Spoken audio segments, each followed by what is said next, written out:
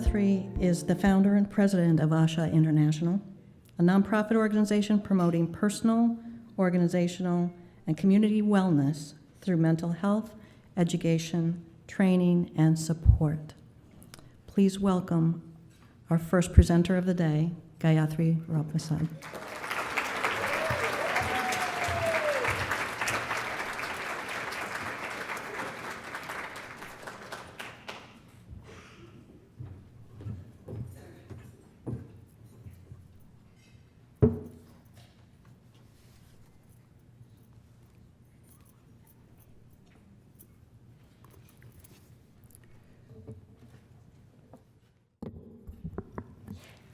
I grew up in a world anointed by the sweet, scintillating fragrance of jasmine and sanctified by the Hindu gods and goddesses who graced and guarded our family.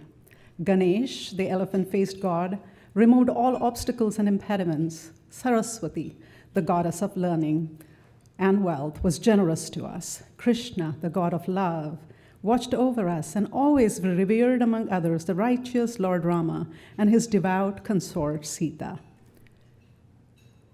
Mine was a world of otherworldly tales, castles, flickering oil lamps, and fragrant sandalwood dreams. At some point in a fairy tale life, I suppose, it should come as no surprise to discover dragons, demons, and dungeons in the dark corners of the kingdom. What was surprising was to discover that all the scariest creatures were within me, and that the castle of my dreams could become a prison from which the only escape was death. Later, I found words for these demons. Words such as anxiety disorder, suicidal depression, postpartum depression, mental illness. But for nearly a decade of my life, I had no words for it. It was me. In that fairy tale life, I turned out to be both dragon and dragon slayer. But it did not start out that way. In the beginning, I was a princess. Daddy's little princess. Namaste. I'm delighted to be here with all of you this morning. Thank you for making time to join us today. For those of you that may not know the significance of the traditional Indian greeting, Namaste means the light in me honors the light in you. Inherent in each of us is the light of love, courage, compassion, wisdom, that not only gives us the power to transform our life, but the lives of those we touch. But it is often through our journey through darkness that we discover the light within. For me, it was my journey through the debilitating darkness of depression that I discovered the light within me, a light that I have had the privilege of sharing with thousands of people around the world and giving them hope on their journey to healing. It has been a long journey from India to Portland, America, and an even longer journey from the isolation cell at the psychiatric ward in OHSU to this podium, and I am grateful for every step of it. As a little girl growing up in India, my life was shaped by the many stories my mother told me from the ancient epics of Ramayana and Mahabharata. While her stories lulled me to sleep, it is the dreams that my father spun for me that excited me of my future. Sitting on my father's lap, gazing at the crystal blue waters of the Pacific Ocean, the expansive palm-lined streets of Los Angeles, and the majestic cliffs of the Grand Canyon, photographed in the National Geographic magazines that he loved to read, I could imagine myself in these far-off places. Princess, one day you will send me pictures from all these places, my daddy would tell me, kissing me on my head. And I believed that my father's dream would come true.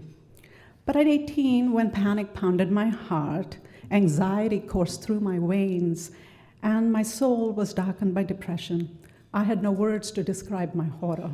And my parents had no words to comfort me. Ignorant about mental health conditions, my parents and physicians did not understand my pain. Having absolutely no words in my culture to even conceptualize my suffering, I became convinced I was going crazy. Terrified, I hid behind a facade of normalcy, even as my world shattered into pieces. At 22, I married and moved to Portland, Oregon. Traveling across the beautiful United States of America with my husband, Ron, my heart was filled with gratitude. And yes, as you can imagine, much to my father's delight, I mailed him pictures from all my travels. And if only for a little while, my symptoms waned, but it returned with a vengeance. At 23, I gave birth to our first child. And while our baby grew radiant by the day, I grew despondent by the minute. And I could not free myself from the death hold of depression. At 25, I had a massive breakdown during my first trip back home to India and was rushed into shock treatments, antidepressants, and psychotherapy. My deeply religious in-laws requested a priest to come home to exorcise the demons in me, and he molested me. For days, I remained in a catatonic stupor, mute with grief. Shackled by the insidious chains of stigma, shame, and secrecy, I returned here, home to Portland, and began living like a prisoner in my own home. And despite access to the best healthcare providers, I cycled in and out of depression and suicide attempts. At 27, after having survived multiple suicide attempts, pregnant with my second child, and in utter despair, I finally chose to get hospitalized, despite my fears of getting locked up in a mental hospital. Because somewhere in the deepest soul and heart of mine, I believed that here in America, the land of the free, that people would treat me with dignity. But I was wrong. I was traumatized when I got locked up in the isolation cell, not once, but twice within 10 days, and lost the pregnancy in between. It is there, in that dark pit of despair, that a stranger came to hold me in her arms and give me the gift of hope and change my life forever. Her name was Aida. Aida was my husband's boss, Ralph's mother-in-law's friend. She was visiting Ralph and his wife, Karen, from Los Angeles, and had overheard Karen and Ralph talk about my recent suicide attempt and hospitalization, and Aida had insisted to come see me in the hospital. Look at me, Aida kept saying, prying my chin up. I could not look up into her eyes. I was so filled with shame, but she would not let go. Look at me, she would keep propping my chin up. And when I finally looked into her eyes, I nearly buckled into her arms. You see, Aida was this beautiful Armenian woman in her 50s with the grace of Jackie Kennedy and the compassion of Mother Teresa. Her mere presence was healing. I bet people look at you and ask you, what the heck do you have to be depressed about, she said. Look at you. You're young, you have a loving husband, a gorgeous little girl, and a fabulous future here in America. You have everything a woman would dream of. And yet, I know the living nightmare that you live in. I know how terrible you feel that when your little girl wants to play, all you want to do is to crawl into a closet and bash your head and cry all day. I know how terrified you are to live at the brink of suicide each day. And I know that you believe that your family is going to be better off without a despicable woman like you. But you're wrong, my darling, Aida said, pulling me closer into her arms. I know you think there is no treatment, no hope that will ever help you heal again. But I promise you that you have the strength within you to recover and rebuild a beautiful life for yourself and your family. I know it's not going to be easy, she said, but one day, one step at a time, I know you will do it. I remember sitting and staring at Aida, wondering how this stranger knew the darkest secrets of my soul. Aida said, honey, I have lived and struggled with depression since I was 18 years old. And I'm here to tell you, you will create a beautiful life for yourself. And I need you to promise me you will never try to kill yourself again. I'm so glad that I've kept my promise to Aida. For years, my family and physicians had insisted that I would get better, but I had absolutely no faith in their words. When the medications, shock treatment, and therapy had failed to heal me, I'd lost faith in medicine. When all the prayers had failed to rescue me from the dark hell of depression, I'd lost faith in God. When the priest, a man of God, molested me, I had faith once in my life, but it was shattered. My faith in humanity was shattered. But I believed Aida, because unlike all these people, Aida had walked through the dark abyss and emerged into the light. Although her visit was very short, Aida gave me the gift of hope that has sustained me for a lifetime. Through darkness and life, sickness and well-being, through it all, her gift of hope has sustained me. Because growing up in India, my only image of a woman with a mental illness was that of a half-naked woman running down the streets of my hometown, Bangalore, in tattered clothes. People pelting stones, dogs chasing her, nipping at her heel, people calling, screaming, shouting, "Huchi, crazy." I was terrified I was going to end up like her. Raised in a culture where mental illness was deemed as madness caused by demonic spirits, I had absolutely no concept of recovery. But meeting Aida, hearing her story, for the first time gave me hope that perhaps I could recover just as she had. Although her visit was short and she gave me this gift of hope, it was short-lived. Days after meeting Aida, I suffered a miscarriage which only worsened my depression and suicidal ideation. I became paranoid that my husband would take our 3-year-old little girl and move back to India because I had disgraced our family. Finding absolutely no reason to live, I remember screaming, crying, yelling, "I want to die, I want to die." And I was locked up in the isolation cell for the second time in 10 days. But see, getting locked up set me free. Getting locked up set me free to ask questions that I had long buried in my heart. Am I crazy, or is the world around me crazy? Is psychiatric care therapeutic or traumatic? What is the purpose of my life? Getting locked up set me free to create a life of meaning and purpose.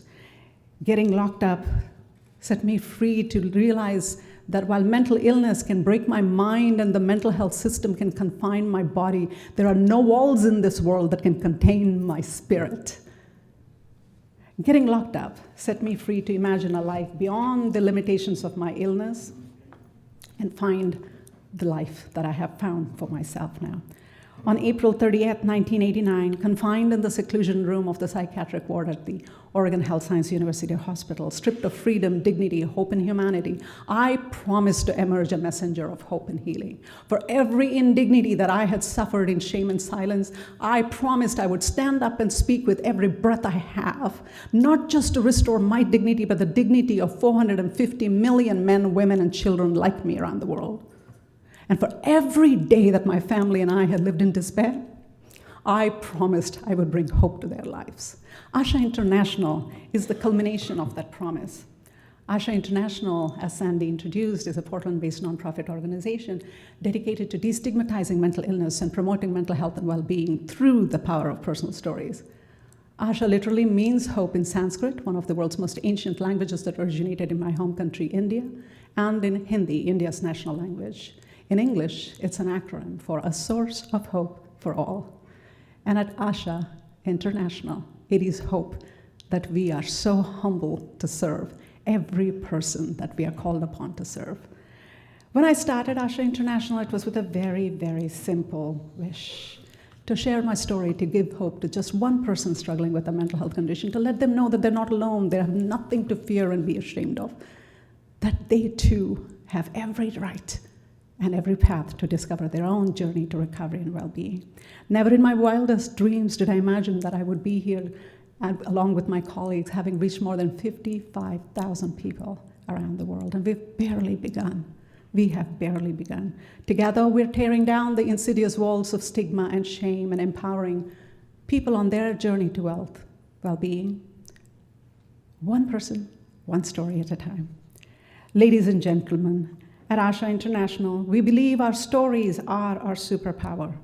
Through our stories, we can give hope to people struggling with a mental health condition, let them know that they're not alone, and help them on their road to recovery and help them thrive. Through our stories, we can advocate for the human rights and social justice of people struggling with mental health conditions.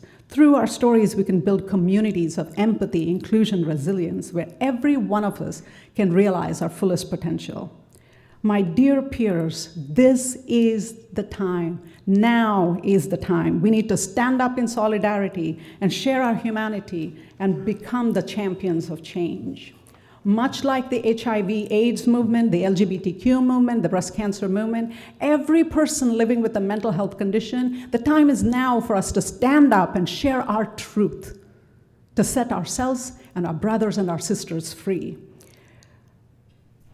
To all of us, to ensure the basic human rights: housing, healthcare, education, employment, and the opportunity to live and love and thrive in our community. To all the peers in the room, if you're ready to share your story, to give hope and change lives, please meet one of our volunteers out in the hallway and pick up my story, my superpower t-shirt. At 12:40 this afternoon, a little towards the tail end of the lunch, we're gonna have a photo shoot with all of you. Let us show the world around that our story is our superpower. Our truth, our vulnerability is going to give us the power to tear down the walls of stigma and shame and help each other on our journey to health and well-being. Over the years, I have been most grateful to Aida's gift of hope. Her story literally saved my life. Because of Aida, I see a life filled with possibilities. Because of Aida, my daughters have a mother.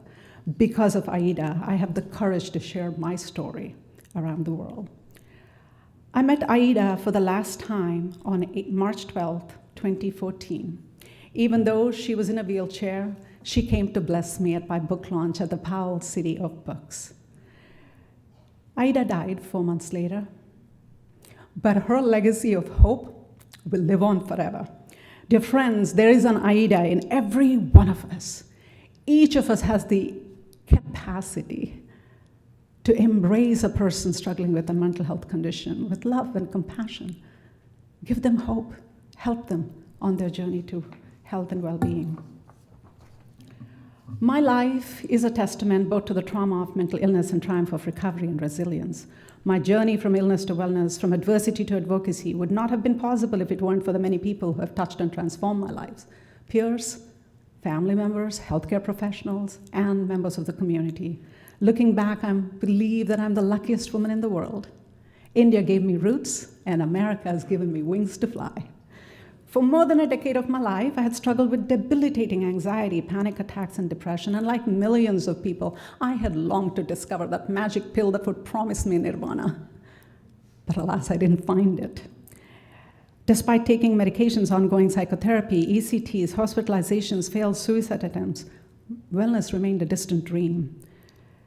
Staring outside the St. Vincent's Hospital, to be precise, window, one of those days I promised to take charge of my own life and well-being. I was sick and tired of being sick and tired. I just wanted to get well. Most of all, I wanted to be able to take my little girl to school, take her to the park to play, tuck her to bed with her favorite story. Somewhere deep in my soul, I was convinced that the medications were making me sicker, and instead of helping me heal. So, despite my fears and that of my family, I worked with my psychiatrist to wean myself off of all medications and start my journey into exploring holistic pathways to health and well-being. Eventually, I learned that wellness does not come encapsulated in a pill. It encompasses the way we live, and it encompasses all of these 8 dimensions. Over the last 30 years, I have created a personalized wellness action plan for myself that has helped me thrive despite recurrent bouts of depression, anxiety, and panic attacks. I start each morning with 10 minutes of pranayama, breath work, nadi chodhana pranayama, as Diana said, and transcendental meditation. The yogis believe that if we control our breath, we can control our life. Absolutely true. I have to tell you the story of Michael J. Fox. When I first left India and came to America, I left a family of 23, grandparents, uncles, aunts, cousins, right? And it's just me and my husband here. I also came from a home that had no television to a home that had television, but just 2 people instead of the 23. Soon my husband and I fell in love with a show called Family Ties. For those of you that are old enough to know what I'm talking about. We both loved Michael J. Fox, his charm, his wit. And there I was at OHSU, one of the most traumatic times of my life, And yet, I saw a resident who looked exactly like Michael J. Fox, and my heart skipped a beat. So Dr. Fox, as I would like to call him from here on out, one day, my husband and my daughter had come with a home-cooked meal, and so he comes along, pulls a chair next to me, it's very important, remember, next to me, sits down and says, "Hey, Gayathri, can I have a bite of your curry?" For an Indian, and some of us are here, but you don't have to be Indian. The gift of sharing a meal is love itself. And in that moment, he erased all the barriers between a clinician and a patient. In that moment was born trust and healing. So many days later, when Dr. Fox comes up to me and says, "Hey, I'm really sorry that the medications aren't working as it's supposed to be.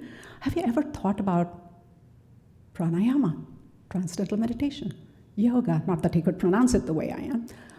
And I'm looking at him going, what? Brown girl here, white guy here? No, I hadn't thought about it. And he goes, "You should give that a try." And white American teachers taught me pranayama, transcendental meditation, and yoga right here in Portland. But the practice of which for 30 years almost now has completely transformed my life. And I have learned that it is only in the silence of our mind that we hear the song of our soul. Dr. Andrew Weil, an acclaimed best-selling author and world-renowned pioneer of integrative medicine, says, "Your mind can elicit a healing response when even conventional medicine has proven ineffective." Each morning after I meditate, I journal. It's a gratitude journal, and the practice of which, again, has transformed my life. But much more than that, I journal after I meditate, but I read my entry from a year ago, and that gave me clues and insight into the cyclical nature of depression in my life. Because a lot of my physicians, my family, myself would go, why would I do okay for a while and then I would relapse into these deep, dark depressions? And we found the clue. Hormonal cycles were related to my depressive cycles. We have an expert here that's going to illuminate about that further. Hydration, nutrition, loving connections, exercise, meaningful work, spirituality, joyful hobbies, adequate sleep, all of these are essential, not just for me, for all of us. And I hope some of what I've been sharing about my own wellness practices will become your own tools to creating health and well-being in your lives. The most important lesson I learned on my journey from depression to wellness was the truth that wellness begins with me. It begins with the intention to get well. Here's a beautiful quote from the Upanishads in India. "You are what your deepest desire is. As you desire, so is your intention. As your intention is, so is your will. As your will is, so is your deed. And as your deed is, so is your destiny." Before I conclude, will all my peers in the audience please stand up? People living with a mental health condition, stand up. It's your time to stand up and own your truth, your power. Look around and see this amazing sea of humanity that I see from here. Thank you. Please remain standing. To every one of you that are standing now, please go help yourself to a t-shirt during lunch break and come back and meet me right here at the stage at 12:40. Please remain standing. Please remain standing, all the peers. You are the first pillar in creating a foundation of health and well-being. Will all the family members in the audience stand up, please? All the family members, brothers, sisters, mother, fathers, cousins, please stand up. It is because of your eternal love and support that people like me and everybody in this world that's struggling through a mental health condition can find our path to healing. Thank you for your love. Please remain standing. Will all the healthcare professionals in the audience please stand up? Nurses, physicians, acupuncturists, any form of healing practice, please stand up. Thank you for your dedicated services. It is because of your dedication that people like me realize our dream of living well. Please remain standing. Will every member of the community stand up, please? If you're living in this community, you're a member of our community, and that includes pets as well. Our beautiful service dogs. I know Ananda is here somewhere and Clove is here somewhere. Welcome to them both. Look around, my dear friends. Look around, join hands with each other, and feel the light, the love, the power. You are the 4 pillars that are essential to Create a community of health, well-being, and resilience. Give yourself a huge hug, and you may sit down now. Thank you. Thank you so much.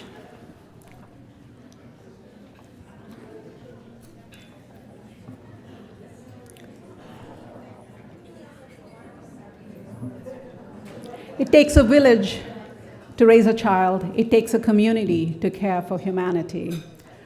I learned a lot of lessons through my journey through depression. Most of all, I learned the power of love to heal all wounds and the incredible, insurmountable power of the human spirit that soars beyond anything, any trauma, any illness, any loss. The resilience of the human spirit is what I'm here to celebrate with all of you today. And in closing, I just want to share this one last quote. While I wish you all a life filled with health and happiness, I know that there will be times of darkness and struggle.